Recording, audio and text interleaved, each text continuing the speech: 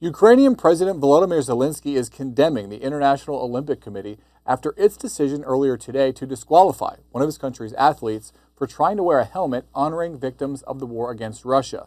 Zelensky writing on X, "Sport shouldn't mean amnesia, and the Olympic movement should help stop wars, not play into the hands of aggressors." Here to break it all down is The Hill's deputy managing editor, Sarakshi Rai. Hey, Sarakshi. So what can you tell us about this helmet Ukrainian skeleton racer Vladyslav Heraskevych was trying to wear, and what is the IOC saying for its explanation of this disqualification? That's right, too. So Vladyslav, a Ukrainian Olympian, was disqualified earlier. And this is really sending shockwaves through the Winter Olympics right now. It is really the biggest controversy to come out of these games that are taking place in Milan and Cortina. Now, what we have heard is that, his helmet was a way of honoring his fallen athletes who lost their lives because of the ongoing war against Russia. He wanted to, wear this helmet to honor them. He said it was deeply personal to him. And there was this back and forth between him and the IOC, the International Olympic Committee, to basically try and see if they could come to an agreement where, they said that he could display his helmet during the warm-up, he could compete, with it, with a different helmet, and then eventually if he medals, which he, at least in practice, was seeming like he would medal in his Olympic sport, could, honor them there as well. Now, I just want to read out the athlete expression guidelines, which is what the IOC is quoting, basically stating that the focus at the Olympic Games must remain on athletes' performance, sport, and harmony that the Games seek to advance. It is fundamental that sport at the Olympic Games is neutral and must be separate from political, religious, and any other type of interference. Basically saying, we also saw that, after this meeting that they had with IOC officials, the president of the IOC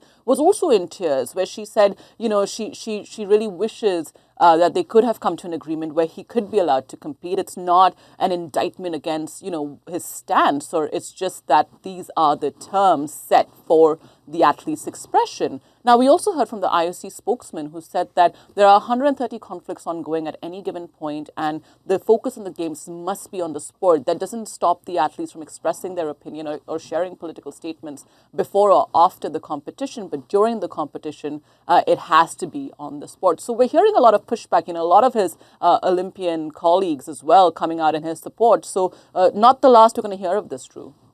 Have we heard anything actually from Heraskevych throughout this controversy?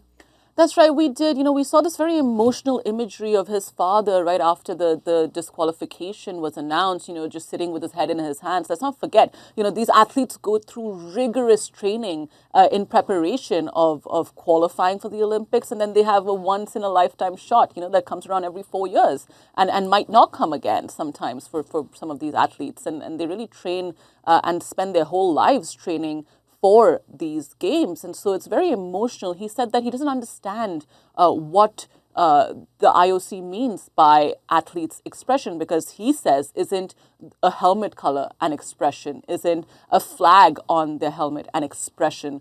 So essentially, he says he's going to appeal. Now, we could hear, because the games are ongoing and his sport has already kind of started competing at the games, we might hear if his appeal on his reinstatement could take place within the next few hours or day pretty quickly, Drew.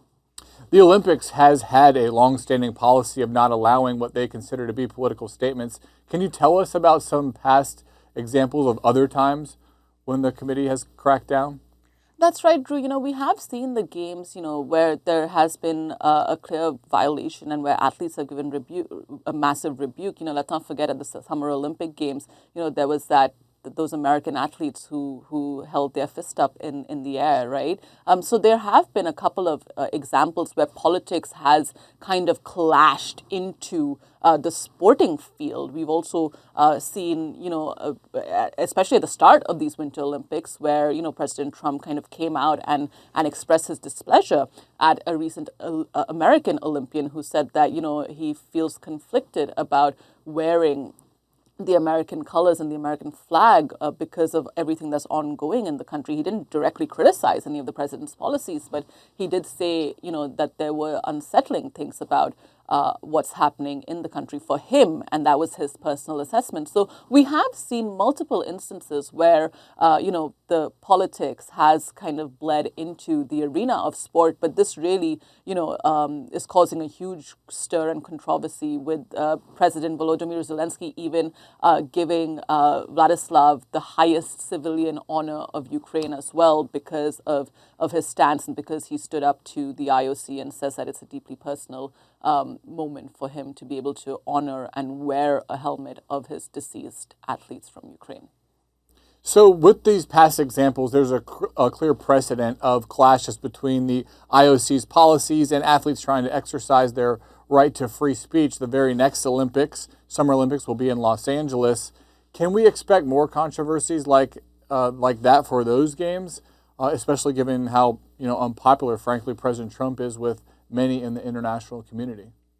I mean, there's no denying that, every Olympics does have its own share of controversies. And like we discussed earlier, it's hard to separate politics from sport, especially when some of these athletes are so deeply passionate about, their country and global issues and the sport that they train for. We saw, at least at the last Olympics, a lot of the Russian and Belarusian athletes were banned from taking part. They had to compete under the independent flag of the Olympics, right? We also see in the tennis community where Russian athletes still can't display the Russian flag. We see, in sports like cricket, where you have these geopolitical tensions between India and Pakistan play out on a sporting stage where, India refused to shake Pakistan's hand the last time they played. So, you always see politics kind of impact sport. And then you have this community in the sporting field that says that the whole idea of playing a sport is that you put it above politics. Sport is about partnership and fraternity and overcoming those barriers. And politics should have no part to play in sport. But we have seen that that's not really the case, Drew. All right. We will leave it at that. Sarakshi Rai, thanks so much for your time.